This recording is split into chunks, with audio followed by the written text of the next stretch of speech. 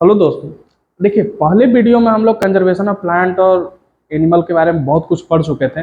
जो भी first video नहीं देखो, पहले वो फर्स्ट वीडियो देख लेना, फिर इसके बाद ये सेकंड देखना तो अच्छे से क्लियर होगा। ठीक है, ये पार्ट 2 है जिसमें हम लोग थोड़े कुछ पॉइंट बचे थे उसके बारे में हम लोग इसमें पढ़ने वाले हैं। ठीक है, हम लोगों ने उस पिछले वाले वीडियो में बायोस्फीयर रिजर्व तक कंप्लीट कर लिया था। ठीक है, अभी देखेंगे हम लोग वाइल्ड लाइफ सेंचुरी। ठीक है, वाइल्ड लाइफ सेंचुरी आखिर क्या होते हैं?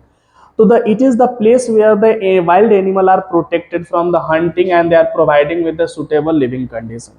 Wild life sanctuary specially animals के लिए होते हैं, जहाँ पे एनिमल्स को प्रोटेक्ट करके रखा जाता है।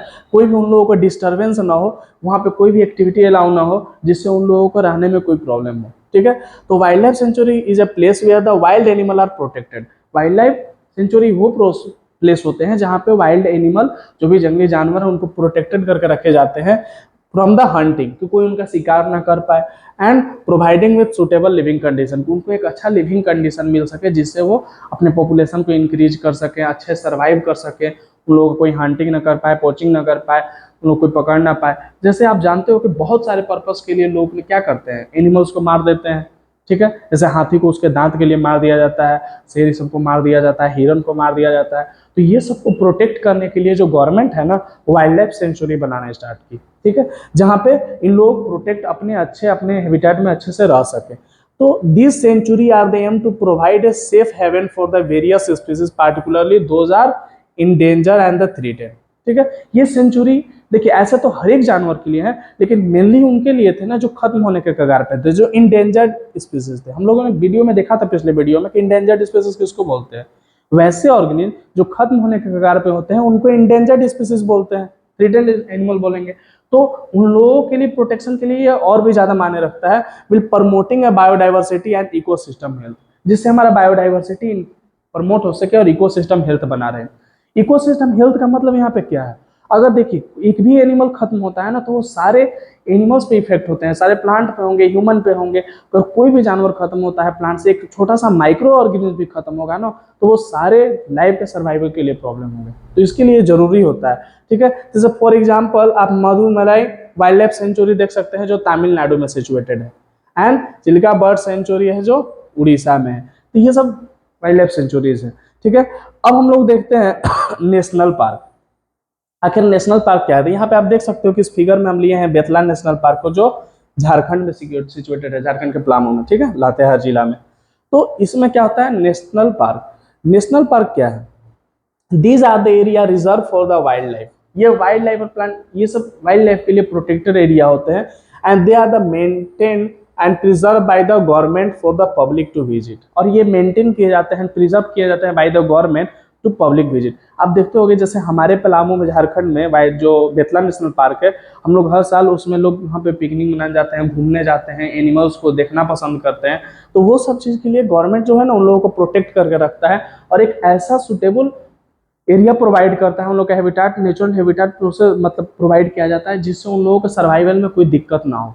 ठीक है, तो जैसे आप देख सकते हो ना, Ranthambore national park in Rajasthan and the Kanha national park in Madhya Pradesh, ये सब नेशनल पार्क है। इंडिया में आपका 100 से ऊपर नेशनल पार्क है। ठीक है, जैसे लेकिन फर्स्ट जो गवर्नमेंट हमारा नेशनल पार्क बनाई थी ना, वो Satpura national park in first reserve forest of the India. ठीक है, जो पहला गवर्नमेंट नेशनल पार्क बनाई थी वो सतपुरा नेशनल पार्क बनाई थी। ठीक है, तो ये सब बहुत इंपॉर्टेंट है। जो भी प्रोटेक्टेड एरियाज हम लोग ने देखा है, biosphere reserve, wild life sanctuary, national park, ये सब आप अच्छे से इसको देख लेना और याद कर लेना। एग्जाम के पॉइंट ऑफ व्यू से बहुत ज्यादा ये इंपॉर्टेंट है। ठीक है, और नेक्स्ट हम लोग देख सकते हैं एक बुक आता है रेड डाटा बुक। इसका मतलब क्या है? Red, it is the sources of the book maintain by IUCN, international union of conservation of natural and the nature and natural process resources. ठीक है, तो ये इसको IUCN लिखता है रेड डाटा बुक को, और इसके द्वारा मैनेज किया जाता है। लेकिन इंडिया का एक अलग रेड डाटा बुक है, अदर कंट्री के अपने होते हैं, या वर्ल्ड लेवल पे भी एक रेड डाटा बुक होता है। इसमें वैसे एनिमल का नाम लिखा जाता है ना जो इंडेंजर्ड हो, जो एक्सटिंक्ट होने के कगार पर हो। ठीक है, तो उनका नाम इसमें लिखा जाता है। ठीक है, तो this keep a track record of the various endangered species of the plant and animal. जो वैसे एनिमल और प्लांट जो खत्म होने के कगार पे हैं, वैसे प्लांट एंड एनिमल का नाम रेड डाटा बुक में लिखा जाता है। ठीक है, कि जिससे देखिए रेड डाटा बुक में आने के बाद नाम उनका होता क्या है कि उनको कैसे कन्वर्ज किया जाए, उनको कैसे बचाया जाए, उस पर काम चलने लगता है। ठीक है, गवर्नमेंट उस पर फोकस करती है उस एनिमल या प्लांट पे, जिससे उन लोगों के नंबर्स को इंक्रीज किया जा सके। ठीक है, तो रेड डाटा बुक ऐसा बुक है जहाँ पे इंडेंजर्ड स्पीसीज का नाम लिखा जाता है जो खत्म होने के कगार पे हो, एक्सटिंक्ट होने के कगार पे हो। ठीक है, उसके बाद एक आता है एक्सटिंक्ट एनिमल, वैसे एनिमल जो पूरे तरह से अर्थ से गायब हो गए हो, पूरे तरह से खत्म हो गए हो, उनको बोलते हैं extinct animal. The species are those that have the completely disappear from the earth. वैसे एनिमल जो पूरे तरह से डिसअपियर हो गए हो अर्थ से, पूरे तरह से जब वो खत्म हो गए हो, वैसे एनिमल को हम लोग एक्सटिंक्ट एनिमल बोलते हैं। This can be causes by the natural factor, या तो किसी नेचुरल फैक्टर की वजह से वो खत्म हो गए हो सकता है फ्लूड की वजह से हो गए हो, अर्थक्वेक की वजह से हो गए हो, वोल्केनो की वजह से हो गए हो, या तो ह्यूमन एक्टिविटी की वजह से हो गए हो। ठीक है, तो देखो किसी भी एनिमल के लिए या प्लांट के लिए ना उनका हैबिटेट बहुत जरूरी होता है, जहाँ पे वो सर्वाइवल कर सके।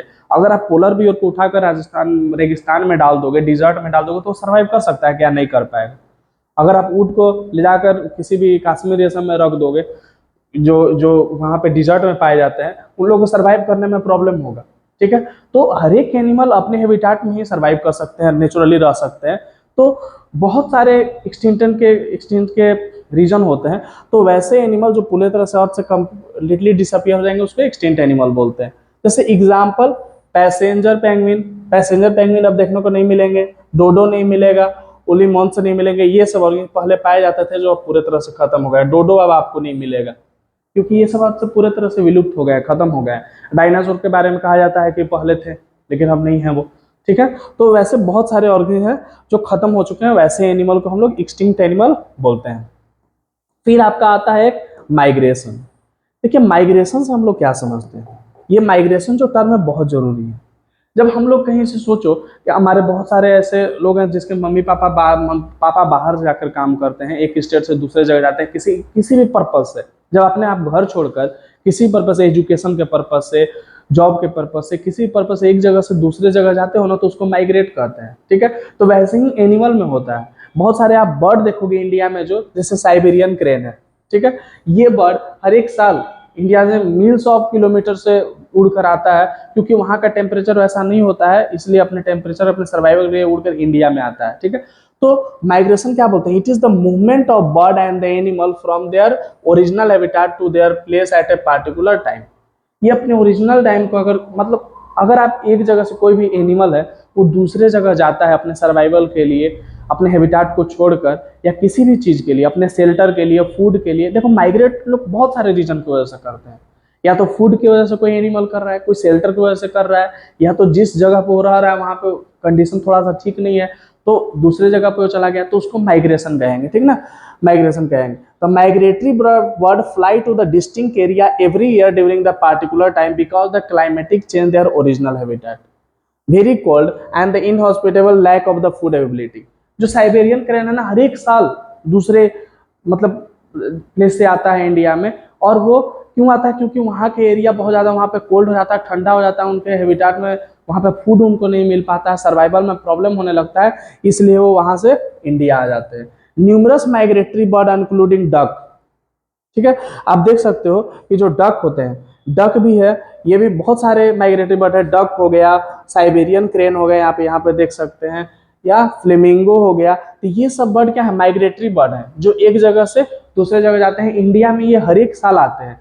तो देखिए Siberian crane is the for instance in a native to Siberia, this escape the harsh winter condition there, they are the travel long distance to the India in a group, and this migratory allow them to find the more favorable condition for survival। एक large group में ये आते हैं। ठीक है, large group में ये आएंगे और अपने सर्वाइवल के लिए यहाँ पे वो आते हैं इंडिया में। ठीक है, जैसे ये डक भी हो गए।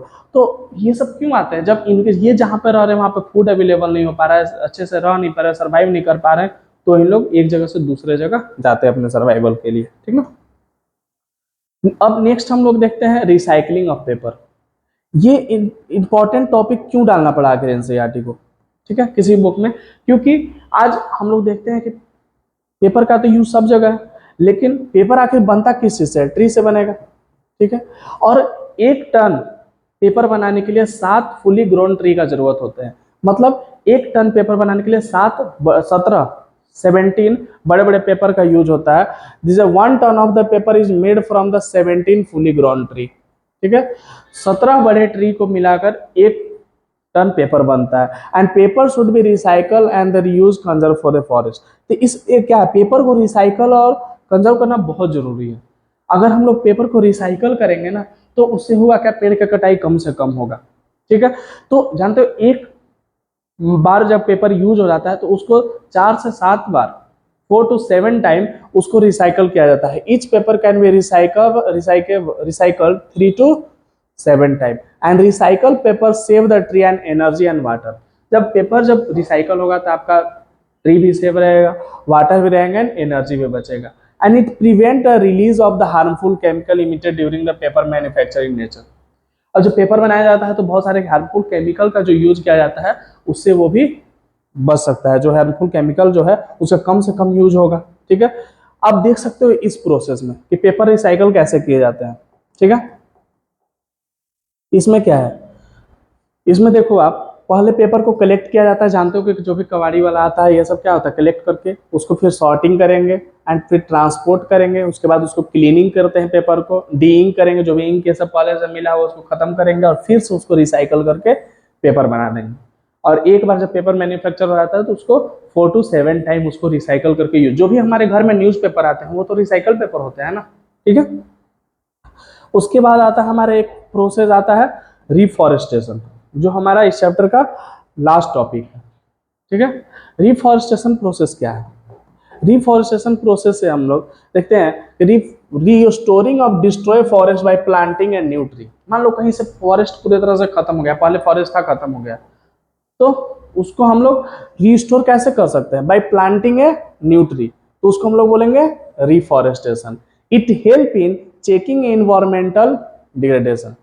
ठीक है, तो कोई भी पूछेगा कि रिफॉरेस्टेशन किसको बोलते हैं तो बोल सकते हैं हम लोग कि प्लांटिंग है restoring of destroy forest by planting a new tree. हम लोग फिर से रीस्टोर कर सकते हैं, जो भी फॉरेस्ट खत्म हुआ है उसको रिस्टोर कर सकते हैं by the planting new tree. नया पेड़ ये सब लगाकर हम लोग उसको रिस्टोर कर सकते हैं, उसको रिफॉरेस्टेशन बोलते हैं। And we should strive to plant at least many tree as we cut down. मान लो अगर आप पेड़ की कटाई कर रहे हो एक से, तो 2-3 पेड़ लगा दो। ठीक है, क्योंकि हो सकता है कि बहुत ज्यादा नीड हो तो आप काट दिए, तो उसके लिए क्या कर सकते हो, उसके जगह पे हम लोग 2-3 पेड़ लगा सकते हैं उसको। ठीक है, India has implemented a reserve several laws for protected and the conserve its forest. India ने बहुत सारे लॉ आपके बनाए हैं जिससे हम लोग फॉरेस्ट को कंजर्व कर सकते हैं। द फॉरेस्ट कंजर्वेशन एक्ट, ये एग्जाम में पूछा जाता है इन 1980।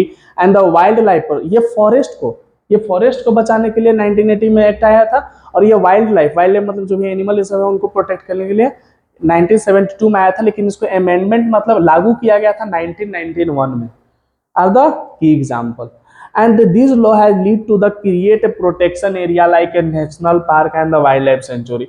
इसी के लॉ के बाद आपके national park, wildlife sanctuary ये सब बनाए गए थे। तो ये चैप्टर बहुत ज़्यादा इंपॉर्टेंट है हम लोगों के लिए, प्लांट और एनिमल को कंजर्व करने के लिए। और इसमें मेन जो टॉपिक हम लोग देखें, national park, biosphere reserve, wild life sanctuary, recycling of paper, endangered species, extinct species, ठीक है, इंडेमिक स्पीसीज, ये सब टॉपिक बहुत इंपॉर्टेंट है पॉइंट एग्जाम के पॉइंट ऑफ व्यू से। इसको आप अच्छे से कर लीजिएगा। ठीक है, ओके, थैंक यू।